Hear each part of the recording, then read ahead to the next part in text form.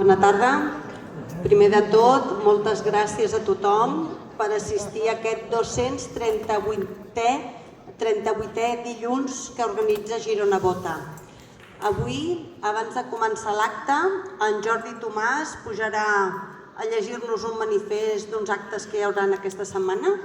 Després cantarem el cant dels ocells i ja farem la presentació del nostre convidat d'avui.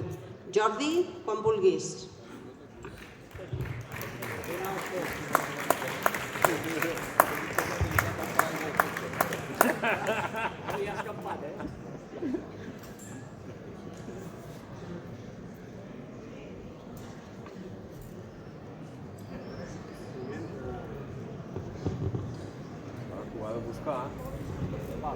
Això és el directe. Bona tarda.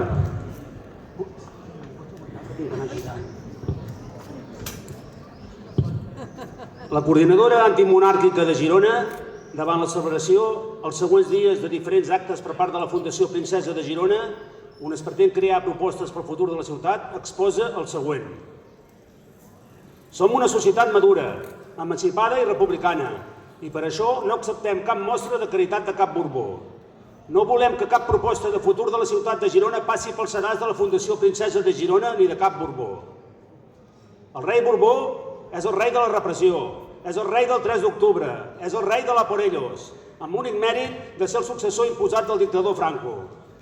No acceptem cap campanya de màrqueting per blanquejar ni una monarquia ni el rei de la repressió. Per això demanem: 1. Que cap institució gironina accepti blanquejar la monarquia de la repressió espanyola. Demanem a l'Associació d'Empresaris i Emprenedors de Girona que deixi de col·laborar en el Tour del Talento. Mai cap monarquia pot ser exemple d'emprenedoria ni de futur. 2. Que els patrons de les comarques de Girona de la Fundació Princesa de Girona deixin de formar-ne part. El Zamora Group, Hijos de José Bassols, Aigües de Sant Aniol, Fundació Gala, Salvador Dalí, Vichy Català, Celler del Pescador, Grup Peralada i Fritz Ravitch, i per extensió la resta de patronal dels països catalans. No es pot seguir donant suport ni perpetuant cap monarquia. 3. Que cap Borbó visiti la ciutat de Girona. No seran benvinguts. 4. Que es deixi d'avergonyir a la ciutat amb l'utilització del seu nom per mantenir un títol inventat que no reconeixem i no ens representa. Girona no és dels Borbons. En aquest sentit, demanem a l'Ajuntament de la ciutat que esborri del seu nomenclàtor tota referència borbònica que encara hi resta, com la Torre Alfons XII. 5. Que marxi de la ciutat la plataforma de blanquejament d'una monarquia corrupta i repressiva. Mai més Borbons com a exemple de res. Fora la Fundació Princesa de Girona.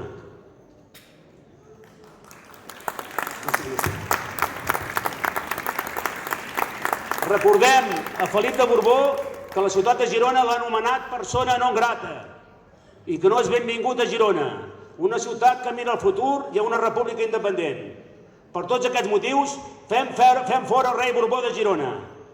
Això ho signa la coordinadora antimonàrquica de Girona, que fins al moment té adherits l'Assemblea Nacional Catalana de Girona, Òmnium Gironès, l'Esquerra Independentista, Girona Vota, ADAC, CPC Comarques Gironines, Casal del Forn i Fundació Les Voltes.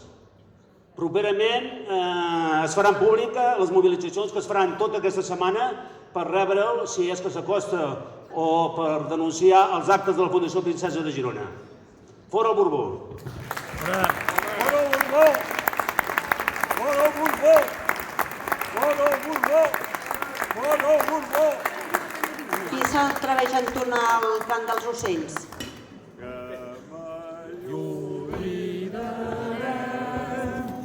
Aquests companys capcers i les seves famílies. Oh, diu el nostre cap, que seguirà sonant fins que tornin a ser.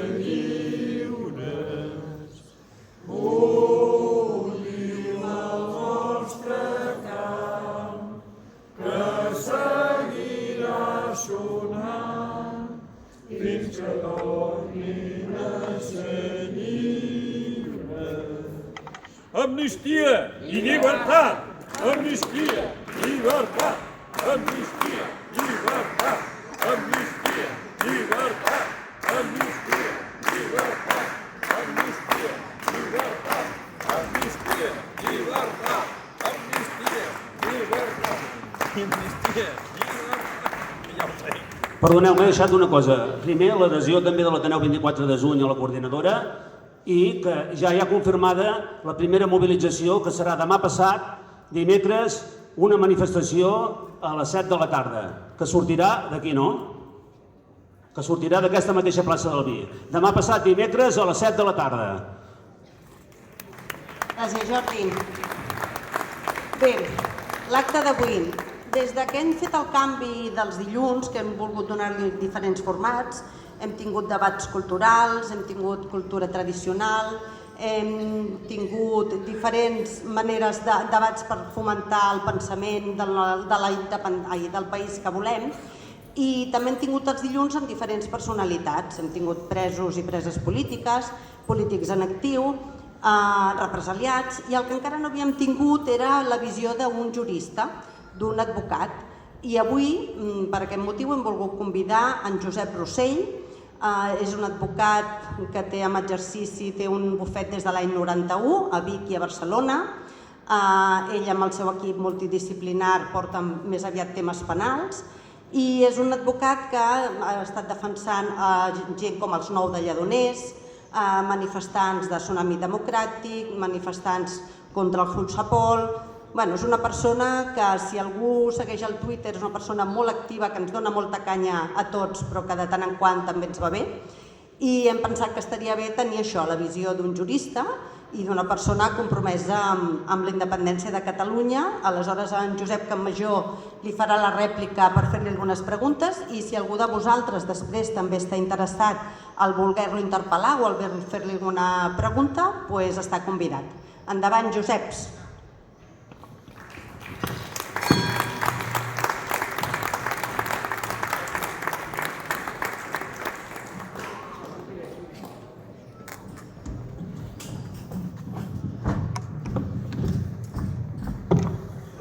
Anava a dir si seus a la dreta o a l'esquerra.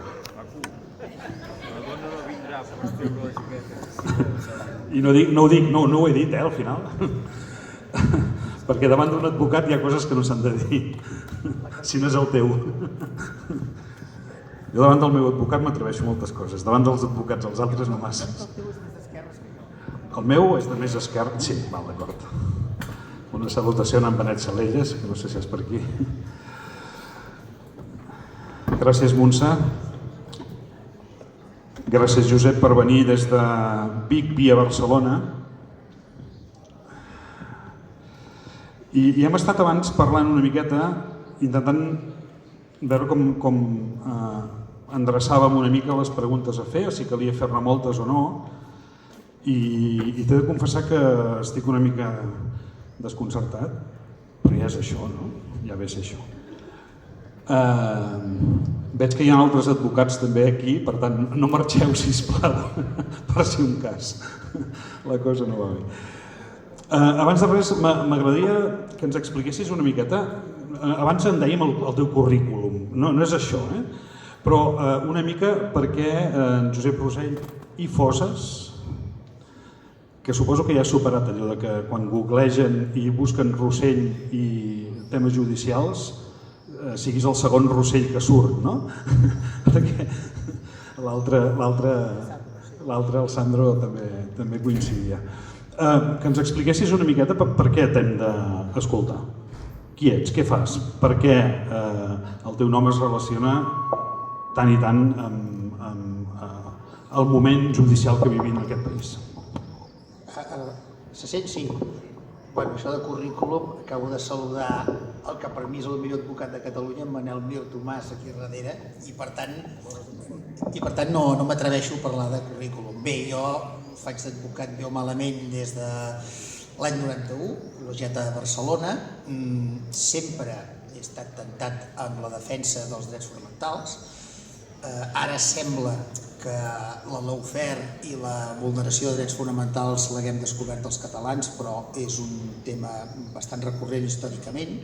Tots els estats del món la practiquen, però pensem que l'estat espanyol és un estat que s'ho creu i a més és un estat en molts aspectes democràtic perquè venim d'on venim, és a dir, no fa molts anys els nostres avis i els nostres pares ens poden explicar històries.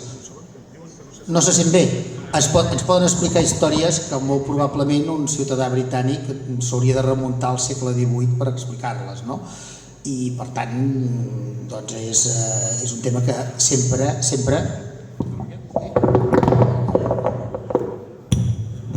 Sí, que ens sent més... Et has quedat al bo, eh? Aquest és un tema que sempre m'ha preocupat moltíssim. De fet, les primeres defenses que vaig assumir van ser d'insubmisos, gent que van desobeir per negar-se a fer el servei militar, amb desobediències individuals i que al final van acabar amb la supressió del servei militar obligatori. I evidentment doncs, tota la plantilla basca és un tema que sempre hi he tingut molt contacte i és un tema que se'ns ha aplicat d'alguna manera a Catalunya, perquè amb independència de la metodologia el bé jurídic protegit per part de l'estat espanyol és exactament el mateix, la unitat d'Espanya i el sistema d'estat. És a dir, si a l'estat espanyol hi hagués alguna organització que pretengués acabar de manera seriosa amb la monarquia, és a dir, que hi hagués un partit que digués nosaltres farem un referèndum sobre la forma de l'estat espanyol, monarquia o república, i posessin les urnes, la resposta seria la mateixa. Passa que els republicans espanyols són bàsicament fakes, com eren abans o com encara continua sent part també de l'independentisme, no ens enganyem. El tema de la defensa de represaliat... Perdona, has dit fakes? Bueno, fakes, de mentida. És a dir, com m'he trobat aquí? Doncs, bueno, per molts companys, amb gent del referèndum de l'1 d'octubre, per amics, per col·lectius i moltes vegades, doncs, fins i tot... Jo soc professor a l'Autònoma, del màster del dret penal, i, per exemple, doncs, un alumne meu em van trucar els seus companys que estava detingut a la presó, ja l'havien empresonat pel tema dels fets d'Urquinaona arrel del tsunami democràtic. Per tant, malauradament, de represaliats no en manquen. A mi no m'entusiasma, hi ha molta gent que sembla que, no dic que disfruti, però que li agrada un cert protagonisme. Jo preferiria no haver defensat mai cap represaliat. He tingut bastanta sort, perquè fins ara me'ls han anat absolent. Jo, ara en parlava aquí amb en Manel, soc dels que crec que és possible una defensa jurídica tècnica i una defensa jurídica de ruptura. No són incompatibles, les dues coses. El que passa que has de saber en cada moment quin jutge tens a davant.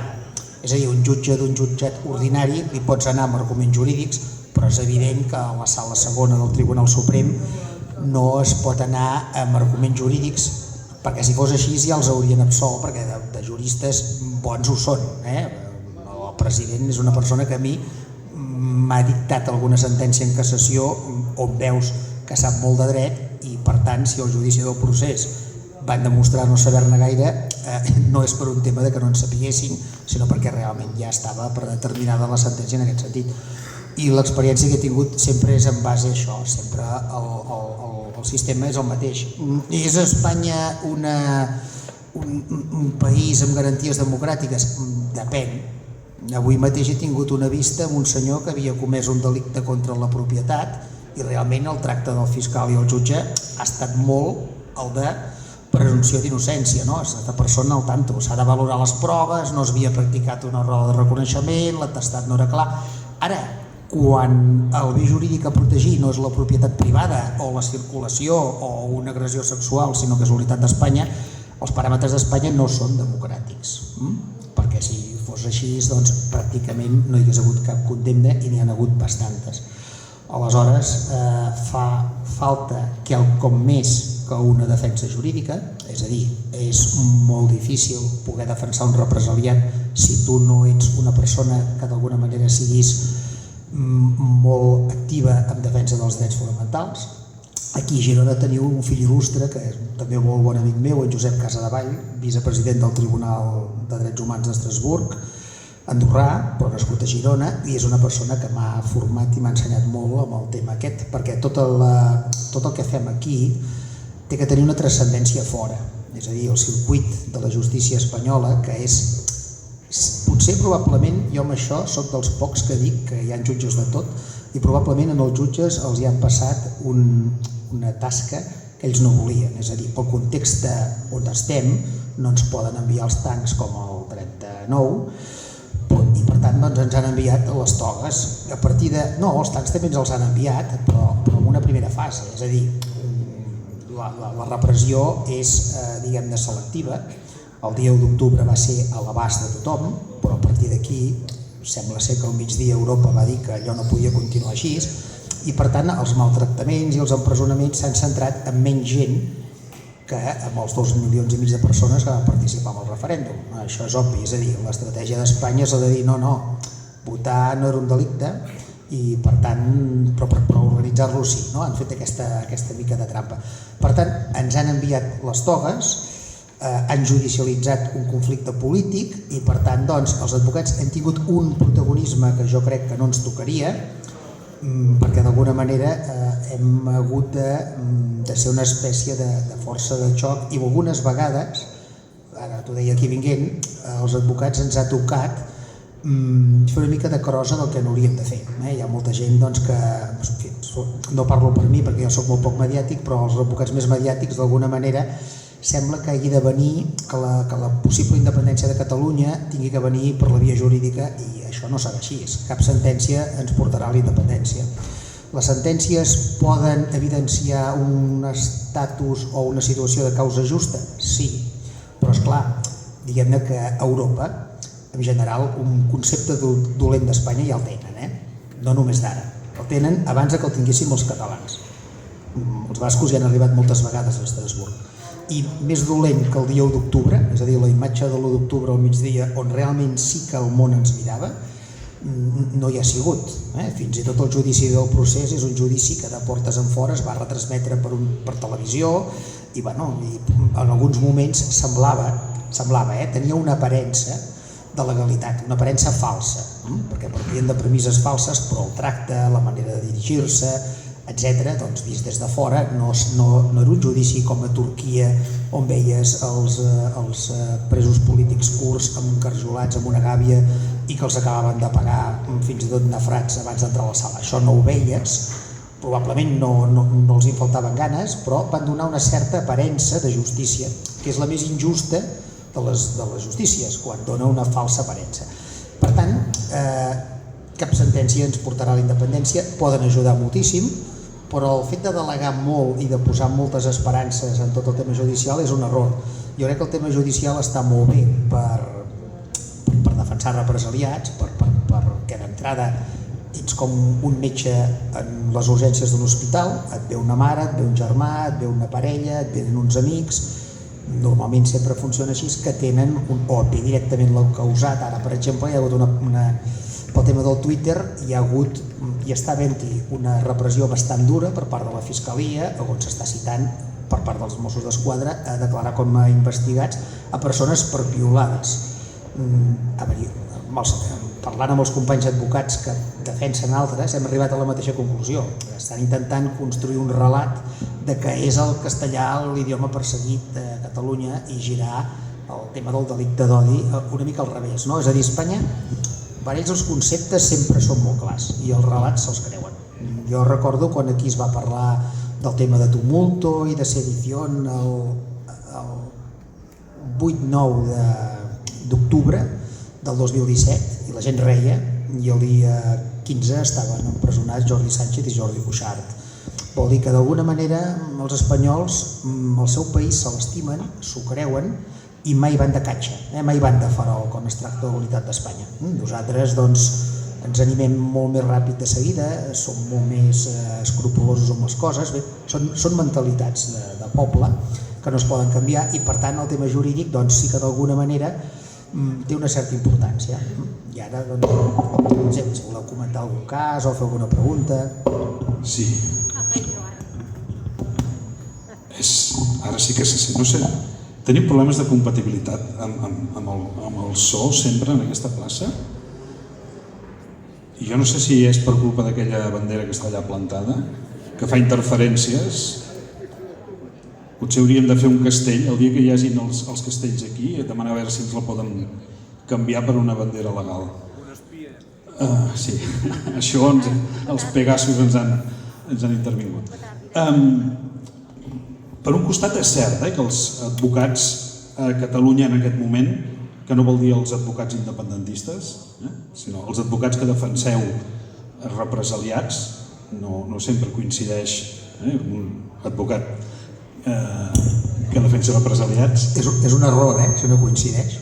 Jo no m'imagino el Zelensky anant amb un advocat rus, Sí, tens tota la raó. Però aquí et pots trobar amb advocats que defensen polítics i resulta que són advocats Meller, vull dir, advocats no independentistes. I s'escapen els noms a vegades. Però més enllà de que us heu convertit una mica en els miquelets, els fusellers de muntanya de la judicatura catalana, perquè esteu defensant en un front complicat el que...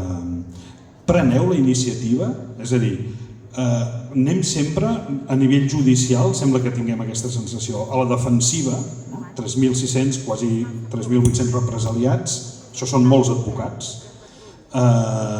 Hi ha algun moment que es pren la iniciativa i em consta que en el teu cas sí. Quan tens el poder, normalment, i a Espanya el poder el sap exercir, malament però el sap exercir, la iniciativa la té sempre. Per tant, aquí sempre juguem en camp contrari i a més, moltes vegades no els arbitratges que ens correspondrien, però sempre hi ha partit. Quan estàs en una vista, en el fons ets un advocat defensor, ets contra un fiscal o contra una acusació particular. El tema de que l'acusació particular, en molts casos del procés, el jutjat número 13, el Tribunal Suprem, sigui Vox, crec que és un tema que no s'ha explotat suficientment. És a dir, jo d'entrada soc molt poc partidari de les acusacions particulars, fins i tot de no agafar-ne. Crec que això Manel és el primer que m'ho va fer veure fa molts anys. Crec que l'obligació de l'advocat és defensar, i el fet que moltíssimes, és a dir, jo recordo que en el cas del conseller Forn la presó provisional es va prorrogar, tot i que el fiscal Sánchez Melgar va donar instruccions a la Fiscalia del Suprem que quedés en llibertat, i ho van fer-ho, van demanar que se'ls informés per escrit, va continuar pres perquè ho va demanar l'acusació particular de Vox. I això és un tema que s'ha explotat molt poc perquè fora aquesta figura no existeix. L'acusació popular, existeix l'acusació particular. Els pares que han patit una agressió sexual de la seva filla menor d'edat. Això és una agressió particular. Però l'agressió popular, a fora no existeix en dret comparat en els països democràtics. I aquest tema no s'ha explotat suficient i s'ha esperat moltíssim a portar-lo fins i tot a fòrums jurídics internacionals com ara el Tribunal d'Estrasburg. És a dir, una de les coses que no vaig arribar a entendre és com cap de les interlocutòries de presó es varen arribar a portar al Tribunal d'Estrasburg. Parlant amb els advocats que en portaven, sembla ser que ningú volia córrer el risc d'una sentència contrària ja en fase abans de tenir... És a dir, al fons es confiava que el Tribunal Suprem no aniria per aquí. I això enllaça una mica amb el que dèiem, que dintre de les cúpules polítiques catalanes de l'1 d'octubre hi ha poca gent que hagués fet el servei militar. La gent que aquí heu fet la mili probablement no us hauria d'explicar quina seria la reacció de l'estat espanyol amb la gent que es van anar a entregar-se al Tribunal Suprem. No em cap al cap, que no se'ls hi passés pel cap que podien quedar presos en aquest sentit. La reacció d'Espanya és la que s'esperava per qualsevol persona que conegui mínimament Espanya. Està a la defensiva quan a tu et truquen perquè una persona està detinguda. Esclar, tu vas a assistir-lo, moltes vegades no tens accés, t'has de ratllar per tenir accés una mica a les actuacions. La persona normalment, ja us ho dic aquí, si alguna vegada sou detinguts o investigats per qualsevol motiu, bàsicament amb la primera declaració policial sempre és millor no declarar. Igual que els advocats avui els he dit als alumnes, si se t'acudeix alguna pregunta fantàstica per fer amb una persona amb la que no has parlat mai, calla-te-la, És la millor pregunta que pots fer, no fer-ne cap. Una altra cosa és quan queda en llibertat i prepares el judici o prepares una segona detenció, una segona declaració. Per tant, és molt difícil no anar a la defensiva quan tu defenses la persona acusada. Abogat defensor significa que vas a la defensiva. Ara, les defenses poden ser d'alguna manera tècniques. Jo recordo que un dels advocats del procés va dir el tema aquest que porto jo és com si fos una alcoholèmia. Clar, jo si hagués sigut, la culpa no és de l'advocat, la culpa és del client de continuar-hi, no? Però per tant hi ha d'haver-hi un plus que saps perfectament sense renunciar a la defensa tècnica. Fer un al·legat polític quan realment la majoria de vegades el Codi Penal ens dona la raó amb molts dels detinguts. Jo recordo el cas de Lledoners, que va haver-hi un debat interessant entre els advocats i jo, tenint en compte que era un jutjat penal amb una jutge garantista, vaig ser molt clarament partidari de fer una defensa jurídica perquè era perfectament possible l'absolució com així va ser, perquè no hi havia l'atestat, hi havia moltes deficiències, els Mossos no ho van ratificar, molts dels Mossos que van fer l'atestat estaven acusats per altres procediments, que això no l'invalida però sí la credibilitat, i molta de la gent que eren allà realment no van participar-hi. Però un dels errors que a vegades sembla és que el periodisme, amb alguna excepció, com ara el que et comentava, per exemple, Quico Segués és llicenciat en dret i fa uns articles molt bons perquè hi entén, però moltes vegades es diuen no, és que jo no vaig intervindre ni vaig pagar cap policia. A veure, amb la nova jurisprudència del Tribunal Suprem està tan sols en una línia a davant i que hi hagi una agressió a un policia, si tu estàs allà ja et poden acusar. Això és obra i gràcia d'alguns polítics catalans quan varen portar a cassació la famosa vegada que van rodejar el Parlament, que els hi va caure l'Audiència Provincial de Barcelona, els hi va imposar 2 anys, i alguns polítics del govern del president Mas van considerar que era poca pena i varen interposar recurs de cassació perquè el Manuel Marchena els hi posés 8 anys i creés una nova doctrina en relació als desordres públics que fins llavors no existia. Vol dir que moltes vegades els catalans amb això no hem estat excessivament hàbils. A l'atac, nosaltres hem fet una acció una mica bona, que ens ha sortit bé i que hem tingut molta resposta perquè vam fer un crowdfunding a la xarxa, que va ser, en relació al català, interposar una querella contra el senyor Pablo Casado per, juntament amb en Lluís Gibert i un equip d'advocats independents, per entendre que era un delicte d'odi contra una minoria nacional, la catalana. No tant un tema d'injúries o calúmnies, ni per provocar un malestar contra els docents, sinó per crear un clima perquè aquell senyor de Cuenca, perquè aquell senyor de Cuenca, estava pensant en una pel·lícula de Berlanga, quan escolti allò, preconstituir un relat com el que en el seu moment varen fer els nazis contra els jueus, perquè d'altra manera no es pot entendre les declaracions de dir que a l'escola catalana si no els deixaven anar al lavabo, etc. El tema ens va sortir bé amb el tema de la querella, però ens trobem amb un... i vam fer una cosa que no van fer ni el govern ni la querella que va presentar el senyor Jordi Sánchez, perquè de fet va presentar fins i tot un acte de conciliació. Jo recordo que fa molta gràcia això, perquè presentar un acte de conciliació amb una querella d'un delicte d'odi, jo crec que, en fi, no entraré a valorar perquè hauria de criticar un company, cosa que no faria mai. Però nosaltres el que vam fer i vam tenir la idea, vam dir, per què no fem un pas més i recusem tota la sala segona del Tribunal Suprem? I van caure una mica amb el parany, perquè l'interlocutòria en la qual nosaltres aduïem l'informe Greco, perquè no ens entenem, el Tribunal Suprem no pot ser un organisme neutral per la seva pròpia composició, ni el Consejo General del Poder Judicial. Per cert, el president del Tribunal Suprem, el Consejo General del Poder Judicial, el va votar el vocal a proposta del govern català, de proposta de Convergència i Unió, el senyor Alfons López Tena. Som uns cracs. L'altre que van votar va ser el Pasqual Estivill. Aleshores,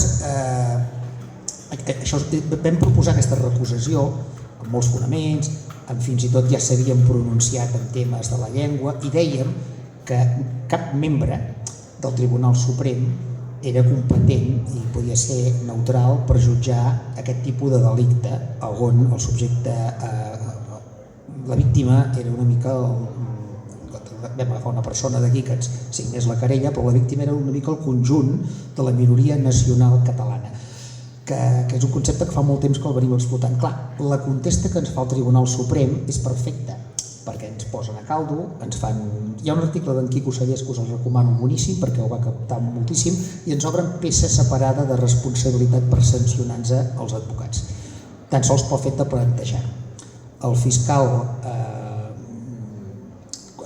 quan li donen trasllat del nostre recurs que se'n diu tècnicament de súplica, però no és que fos un recurs de súplica, perquè era un recurs una mica al límit, però ja buscàvem això, perquè en aquells moments el senyor Casado ja estava clar que dimitiria i estava clar que no seria aforat. Clar, si el senyor Casado no és aforat, l'aforament és aquella figura que implica que quan una persona té un càrrec públic té un tribunal especial. És a dir, els diputats del Congreso, com és el senyor Pablo Casado, directament qualsevol querella i qualsevol causa judicial que portis contra ells l'has de presentar al Tribunal Suprem espanyol. I en aquest cas, i a més fa falta el suplicatori del Congreso dels Diputats. Clar, això té un problema, que sabíem que jugàvem en camp contrari, però també té un avantatge, i és que automàticament la sentència del Tribunal Suprem ja és l'última sentència ordinària que tens a Espanya i pots obrir una via internacional important. Fins i tot ja tenim una relatora per poder portar aquest tema quan ens desestimin la recusació. Jo crec que el Tribunal Suprem el que farà serà, ara demanat per dilatar certificacions, està esperant poder certificar que el senyor Pablo Casado no és diputat i enviar la causa a un jutjat de Plaza de Castilla perquè tardem 10 anys a arribar al Tribunal Suprem. El que passa que la peça separada en la qual vol sancionar els advocats per haver recusat el Tribunal Suprem, aquesta podem fer que els hi vingui ganes de quedar-se-la, perquè nosaltres podem augmentar una mica el nivell, o sigui, podem presentar algun escrit com a vegades al Twitter fem nosaltres, no? Una mica al límit. Una mica cabrons. Exacte, podem ser una mica cabronets i el tema s'escau. I per què diguem això? Perquè el que volem, i una persona de Madrid que vaig anar a saludar, que estava company de facultat, etc., em va dir: «Coño, Josep, però és que entonces no podrà juzgarlo nadie». Dic: «Veig que ho has captat». Es tracta precisament d'això, de demostrar que determinades causes cap tribunal espanyol les pot jutjar amb objectivitat, perquè fins i tot quan et trobes amb algun jutge ordinari, d'un jutjat penal, d'un jutjat d'instrucció, hi ha casos, com per exemple, no sé, el cas de la Tamara Carrasco, molt ben defensada per un advocat d'aquí de Girona, per en Benet Salelles. Clar, què està fent? L'estan portant al Tribunal Suprem. Per què? Per quadrar l'establishment. És a dir, precisament d'això, queden jutges, aquella famosa anècdota de queden jutges a Berlín, hi ha jutges, a Girona per exemple, jo en conec algun, i fiscals, que no estan per condemnar persones innocentes. Però per sobre de tot hi ha una jerarquia i precisament per això la causa del procés es va portar des d'un bon inici al Tribunal Suprem. El senyor Jordi Cuixart no és diputat al Congreso de Diputados. El senyor Jordi Sánchez va arribar a ser-ho durant uns minuts, però el senyor Jordi Cuixart no ho ha arribat a ser mai i es va portar la causa al Tribunal Suprem. Igual que amb la plantilla basca, l'Audiència Nacional, que és successora del Tribunal d'Ordre Públic, i comencen a enviar les causes basques quan l'Audiència de Guipúscoa, sobretot, començava a condemnar agents de les forces públiques per tortures i quan realment hi havia molts jutges bascos que impartien justícia. Per tant, es crea un tribunal d'excepció per la plantilla basca i el tribunal d'excepció per la plantilla catalana ha estat el Tribunal Suprem. És a dir, quan un jutge de Girona té una causa, a l'hora de jutjar-la té que tenir molt clar que pot acabar al Tribunal Suprem. I les persones no deixen de ser persones humanes i amb tot el bo i dolent que això comporta, i per tant moltes vegades hi ha el risc aquest de que pensin, és a dir, la sentència del procés ha nascut ferma. És una sentència que serà, jo n'he parlat d'això amb en Josep Casavall moltes vegades, és una sentència que vulnera tots els punts del conveni de drets humans i evidentment la trinxaran. La trinxaran, el primer motiu és perquè la jurisprudència del Tribunal d'Estrasburg és molt clara. Quan una resolució o una sentència no hi cap recurs, el fet de no tenir dret a una segona instància, que un altre jutge o uns altres jutges revisin el que han fet uns primers jutges, això ja és una causa de vulneració total. Per tant, en aquest sentit, la sentència serà tombada. El tema del jutge predeterminat per la llei, és a dir, per posar-ho fàcil, ningú ha de poder triar el jutge. I aquí l'estat espanyol va triar el jutge, perquè evidentment la competència per determinats delictes que és l'Audiència Provincial de Barcelona, per l'Audiència Provincial de Barcelona hi ha magistrats que molt probablement no els haguessin condemnat. I Espanya sempre no vol córrer mai cap risc, sempre juga amb totes les cartes i intenta portar el risc zero. Espanya, per l'unitat d'Espanya, els hi és igual el que pensin. Els que ens perd l'estètica, bàsicament, som nosaltres, els catalans, però Espanya no té masses preocupacions per l'estètica. Per tant, en aquest sentit, sí que tindrem una bona acollida fora, però jo sempre dic el mateix. La sentència del Juan María Atutxa va ser una sentència molt contundent, ell va deixar de ser president del Parlament Basc, el grup d'Euskal Herria Rock va ser il·legalitzat, no varen sumar i Patxi López i Mayor Oreja van controlar el govern d'Euskadi, varen fer fora l'Endacari Barretxe i el resultat de tot això és que d'un Endacari independentista ara hi ha un Endacari autonomista. Per tant, jo crec que Espanya, en el moment que vegi que aquí es torna una mica, que jo crec que és cap on s'està anant, almenys per part del govern de la Generalitat, en el moment que Espanya vegi que aquí es torna a un cert autonomisme, doncs canviarà estratègica. Ara sí que m'has matat. No, és a dir, a mesura que anem veient que hi ha més autonomisme, vol dir que no només més derrota té l'independentisme, sinó que més se n'han sortit l'estratègia dels espanyols. Sí, és a dir, quan... A nivell judicial, A veure, la mini-autonomia és el blindatge jurídic que Espanya ven al món pel tractament de la minoria nacional catalana. Quan Franco mor al llit, Europa, França en aquell moment especialment, hi havia el Giscard d'Estaing, que era probablement l'enemic més formidable que ha tingut Espanya, volia una solució per la minoria, sobretot pensant en la basca, perquè els bascos, a diferència dels catalans, estaven molt organitzats. L'Endacari Aguirre era una persona que departia amb Churchill, era una persona que va deixar diners al president Companys perquè pogués fins i tot llogar-se una casa. Els bascos van marxar amb els diners, els catalans els van entregar al Juan Negrín, el tresor que tenia la República, i els bascos estaven organitzats. I Espanya, en aquell moment, estava obligada a donar una sortida a la minoria catalana i basca. Per això la Constitució espanyola del 78 parla de minoria basca i minoria catalana. I era el que Espanya venia al món de dir no, nosaltres el dret d'autodeterminació l'excloem perquè tenim aquesta autonomia, és a dir, la mini-autonomia és el blindatge que Espanya fa servir al món per negar el dret de l'autodeterminació.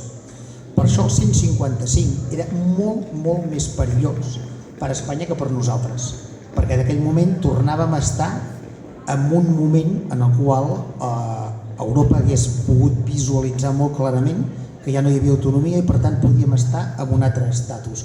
Per això automàticament convoquen eleccions. Si no, Espanya no hagués convocat eleccions. El 155 perpetu no se'l pot permetre de cara a fora. Clar, quan a mi em diuen, home, i per què no parlem més de drets històrics? Doncs perquè Catalunya va votar la Constitució i amb la Constitució això hi era. Després Espanya va fer allò famós del café para todos, de la LOAPA, i d'alguna manera va dir, mira, per excloure la minoria nacional catalana, que continua figurant a la Constitució, donarem, doncs ho dic amb tots els respectes, donarem l'autonomia a la regió de Múrcia, que no la volien, perquè a Múrcia, amb tots els respectes, ells se senten espanyols, però els donen l'autonomia simplement per diluir la catalana. I esclar, el tema d'autodeterminació, que aquí no s'ha parlat gens bé, és un tema que és bastant... Això és un tema totalment jurídic, no és un tema que sigui gaire opinable, no s'aplica a col·lectius i a comunitats autònomes. Si la regió de Múrcia el 90% de la gent volgués exercir el dret d'autodeterminació, no ho poden exercir, perquè les Nacions Unides és molt clar, només el poden exercir nacions. És a dir, Catalunya sí ho pot exercir perquè és una nació, agradi més o agradi menys. I per tant, doncs el concepte aquest, Espanya sempre cuidarà molt de que hi hagi una mínima autonomia formal, igual que ha cuidat l'aparença de justícia. És a dir, per què no s'ha aplicat del tot la plantilla basca en els presos polítics catalans? Perquè nosaltres hi ha hagut molta més gent que hi han posat el foco i Europa no estava disposada a tolerar tantes coses. Però si a Espanya hagués pogut, els haguessin dispersat. De fet, el dia 2 de novembre, aquesta era la idea, dispersar-los en presons diferents. Van ser els advocats que en van parlar. És a dir, per tant, aquest és un concepte que a mi no em fa excessivament por, al contrari, em fa més por el que veig jo, que jo estic veient que políticament, i no vull parlar de política perquè tothom té, però estic veient... Em portes parlant tota l'estona. No, perquè és que és molt difícil parlar d'aquests conceptes sense que sigui així, però el concepte de minoria nacional, a veure, aquí hi ha gent de totes les edats. El primer grup català en deien la minoria catalana i la minoria basca, es deia així al Congrés de Diputats, no es deia així per casualitat. És a dir, el tema de la minoria nacional és un tema molt important, perquè si nosaltres demostrem que som una minoria nacional i l'estat espanyol no ens tracta com a minoria nacional i no ens reconeix els drets, aleshores el tema d'exercir l'autodeterminació el tenim més fàcil. Perquè, clar, tot el més no hi ha una carpeta catalana, ni tan sols el 155 està en un fòrum europeu. No s'ha fet, és a dir, les defenses europees són molt bones, aniran molt bé i espero que pugui tenir el president Puigdemont aquí parlant-vos ell i jo que hi vaig escoltant, però les sentències europees no ens portaran la independència cap, perquè no hi ha cap sentència on això es demani. Portaran més legitimació, però jo em pregunto, hi ha més legitimació que les porres de l'1 d'octubre? Per tant, hi haurà una sentència, la multa la pagarem entre tots i això, si no es fa res més, si no es fa cap acció política, que per això em queixo, com que els polítics deixen tota la feina amb els advocats i es remeten als advocats, doncs jo per això m'agrada fotre'ls canya una mica a tots. Si no hi ha una acció darrere seriosa, les sentències ens portaran passant-ho bé, riurem, estarem contents, però serà, jo crec que l'objectiu espanyol, perquè jo hi parlo bastant amb espanyols, l'objectiu espanyol és tornar a una certa pau autonòmica. A ells d'alguna manera ja els hi anava bé, que aquí fossin, en fi, allò una miqueta. Els catalans sempre ens ha agradat molt ser estimats. Trobar espanyols que ens estimin és una cosa que ens agrada moltíssim. La gent va dir, ostres, m'han tractat molt bé. Clar, jo amb Espanya no tinc cap problema personal. Jo amb Espanya tinc un problema nacional, res més. Ho dic perquè ara està de moda ser independentista i no ser nacionalista, i això no acabo d'entendre. És un tema que em costa moltíssim d'entendre. De fet, fins i tot una persona que...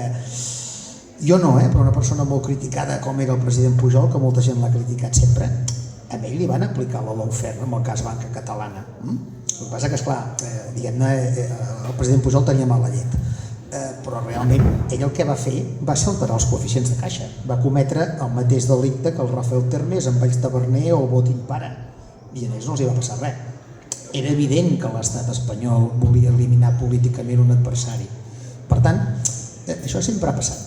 A Catalunya sempre ha passat. Si recordeu el tema, van preferir que Endesa caigués en mans d'uns italians abans que caigués. Sempre és evident que hi ha un odi generalitzat, però no per ser independentistes. Quan la gent gran que heu fet la mili, i si l'heu fet de fora de Catalunya sobretot, us tenien odi perquè éreu independentistes o simplement per ser catalans. És a dir, si el tema no és aquest, si hi ha moltíssima gent que no són independentistes i al final et diuen, ostres, és que sí. Per tant, aquest tema jo crec que és un element a anar-hi. Jo ara li estaria fent altres preguntes, però és que ens donaran les tantes i ens plourà, i us toca a vosaltres fer alguna pregunta. Sempre hi ha l'alternativa de fer-li la pregunta a Twitter, perquè no sé si el seguiu a Twitter sabeu que el seu perfil, i ja sé, diu que no, però sí, no és un perfil dur, no. Van les bufetades a tort i a dret i rep tothom, o sigui, crec que no se salva, ni tu mateix et salves. No, tothom no, perquè tinc crítiques perquè no rep tothom, però bueno. No, difícilment a mi em veureu al Twitter amb una persona privada de llibertat, sigui perquè està empresonada o exilada, repto que algú em trobi una piulada meva amb una falta de respecte amb algú així. No, això no, perquè Penso que és un tema que no ho he fet mai. Ara, evidentment, esclar, jo crec que no hem fet tot això perquè ens governin bé. Diuen, no, és que ara toca governar bé.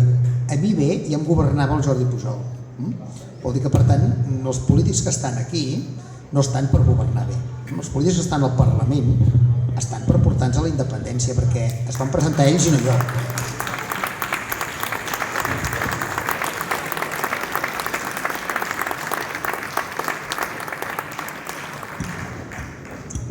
I dic això perquè, clar, molts me'ls estimo molt, però la crítica es tolera molt malament, És a dir, i et diuen sempre allò tan típic, i tu què faries? Bueno, si vols t'ho explico, però jo no m'havia presentat, però què faria? Espera, no sé si hi ha alguna pregunta, perquè si no, us semblaria bé que aquesta fos l'última pregunta. I tu què faries? Que es mulli, no?, una miqueta? Abans que no sigui per pluja. I tu què faries? Home, a veure, què faria? Jo crec que avui dia les independències no són territorials. Hi ha un concepte una mica romàntic del segle XIX de la independència com a l'època d'en Garibaldi. Si fossin territorials ja seríem independents, perquè el dia 1 d'octubre, realment es va arribar a controlar el territori. Espanya va perdre el control del territori. I durant unes hores, fins i tot jo em vaig pensar que ho tenia. Només ens calia aguantar una mica. Ara buscar culpables de per què no es va aguantar és un tema que podríem estar aquí fent un seminari una setmana, probablement en trobaríem moltíssims. Jo sempre he dit que amb alguns dirigents que hi havia no hauria proclamat la independència ni George Washington, però també tinc que dir que George Washington sí l'hagués proclamada, perquè de fet també s'hi va trobar. Aleshores, jo crec que les independències avui dia són d'interlocució amb el món, són independències econòmiques, i aquests punts es podrien treballar moltíssim més. D'entrada, doncs, clar, aquí s'està dient què faries. D'entrada és molt fàcil, jo crec que podríem dir què faríem dient què no faríem. Per exemple, quan aquí es parla de dir no, és que hem de fer insubmissió fiscal. A veure, insubmissió fiscal no és ingressar els diners a l'Agència Tributària Catalana perquè els transfereixi a l'estat espanyol quan toca el dia 20. Això és una altra cosa, això és propaganda. És a dir, per tant, jo crec que el tema econòmic és un tema bàsic, un tema... La burgesia catalana a l'època d'en Cambó va fer un tancament de caixes amb el rei Alfons XIII i els hi va funcionar. Jo crec que calen coses diferents. Per exemple, si es va a una ruptura no violenta, evidentment, es va a una ruptura. No podem vendre al món que Espanya és Turquia i que hi volem organitzar els Jocs Olímpics perquè no serà Turquia. O fer-nos a creure que no els vindrà a inaugurar el rei d'Espanya, que a més esquia molt bé. Per tant, a veure, tot això són coses que no tenen massa sentit. Ara mateix amb el tema Pegasus, a veure, jo crec que un concepte molt bo per dir s'espia a la gent per ser catalans, no per ser independentistes, sinó per ser catalans, perquè estic segur que també, amb el tema Pegasus, també s'ha espiat seguríssimament a la cúpula financera catalana. També, perquè la gent, les empreses, doncs, evidentment, perquè marxessin, no tothom estava per marxar i van marxar molt ràpid, no sabem el que tenien de tothom. Per tant, en aquest moment, i en canvi, la resposta és diluïm-ho tot, auspiciats per molta gent globalista. Jo sempre dic que el líder del globalisme és en Jaume Sens, és una persona independentista no nacionalista i un tio bo que es fa amb tothom i és d'aquests que aquest ens ajudarà, i d'alguna manera de dir no, hi ha una Espanya dolenta que també espia els propis espanyols i ara fins i tot el Pedro Sánchez és víctima d'això. A veure, jo crec que Europa, la solució que dona amb això, ja veurem com li sortirà, perquè Espanya sempre ens acaba ajudant i a Espanya també podem tenir d'aquí 2 anys un govern Vox-PP, que no té que ser necessàriament dolent per la causa catalana, a llarg plaç, si és que volem ser independents. Però l'aposta europea és claríssim, i així ho van fer-ho, doncs és la dels socialistes, perquè són els que els venen com una certa modernitat i que de fet són els que han promès que faran la segona transició de la reforma d'Espanya. Per això varen córrer tots a investir el Pedro Sánchez, esclar, a explicar a Europa que Espanya és una dictadura com Turquia i veure que el senyor Pedro Sánchez amb la moció de censura va ser apoyat per tots els diputats catalans. És una cosa que és difícil de fer i que va tornar a ser investit pel partit que va guanyar les eleccions generals de Catalunya. Aquí ja l'error el van cometre menys gent, però en un principi el van cometre tots. Clar, això és molt difícil de poder vendre. Per tant, si realment volem la independència, hem de tenir una actitud no violenta rupturista. Crec que és això. El tema de dir, no, és que ara hem de governar bé, hem de gestionar el dia a dia. Home, jo crec que això a Espanya no ens ho deixarà fer, perquè no són tontos, els hi hem ensenyat les dents i d'alguna manera no podrem tornar a dir, mira, doncs baixem una miqueta la destral un temps, això la destral... Mal exemple. Bueno, no ho sé, perquè igual guanyen les eleccions per ensenyar la destral, no se sap mai, però em refereixo que aquest sistema de dir fem-la viu-viu, l'Estat ha vingut per quedar-se. És a dir, el president Pujol va fer una cosa que és fer-nos creure que teníem un estat. El veies amb el Fort Granada, jo recordo que de petit el vaig conèixer i baixava amb el cotxe i la bandereta i quan anava a Madrid i es reunia amb l'Aquito i a tot arreu. Home, tenia un empaque que ens va fer creure que érem un estat, que si bé no érem independents érem un estat. Clar, tot aquest encanteri ha anat desapareguent. L'estat espanyol no tenia presència. Jo recordo, per exemple, amb el tema de la llengua, encara ara, l'Alta Inspecció de l'Estado són 2 persones. No podrien sancionar els docents, però no els hi caldrà perquè ja ho farà la Generalitat de Catalunya quan arribi el cas. Per tant, l'Estat ha vingut per quedar-se i amb una repressió molt dura, però que no té res a veure amb la plantilla basca, ha pogut controlar bona part de la classe política catalana. Evidentment que hi ha gent que es pot salvar, però molt bona part de la classe política catalana. Llavors, feu una cosa, rumieu quants diputats independentistes hi ha al Parlament de Catalunya. Feu-vos aquesta reflexió. Quants? Dels 135? 10 o 12?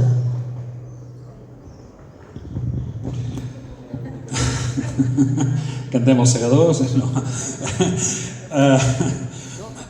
No, el missatge, a veure, m'agradaria que fes alguna pregunta. Jo soc molt optimista.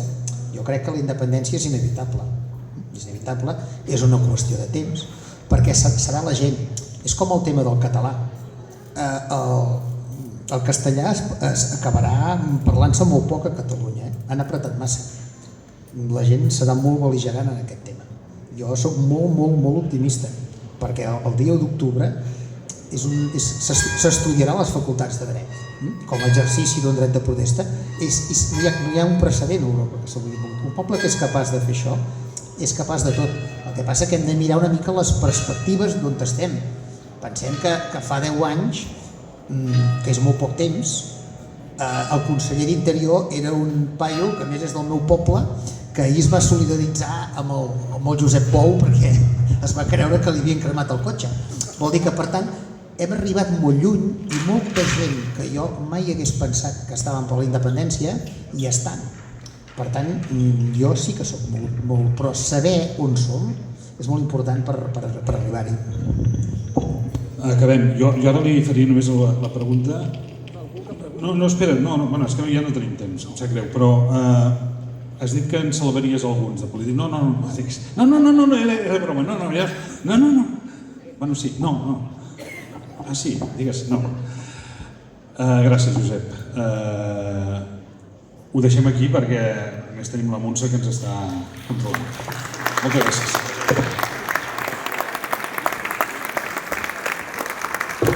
Moltes gràcies, ha sigut molt interessant. Se'ns ha fet cura molts, crec. Acabarem cantant els segadors i us emplacem pel proper dilluns i pels actes que puguin haver-hi aquests dies, com us ha explicat en Jordi. Si voleu entonar...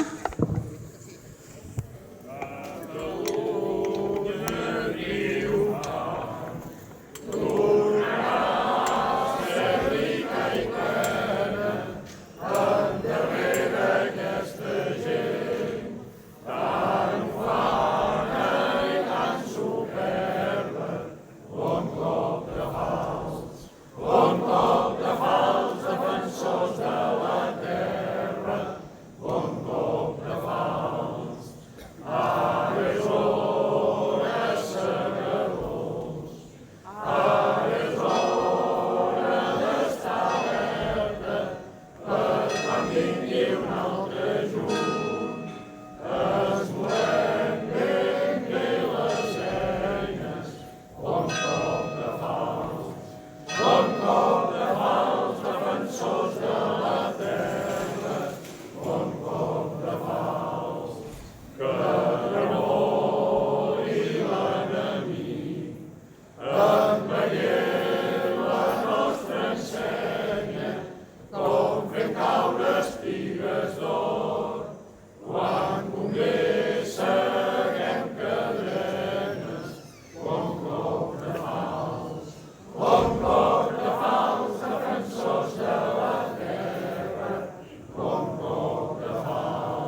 Visca la República! Visca!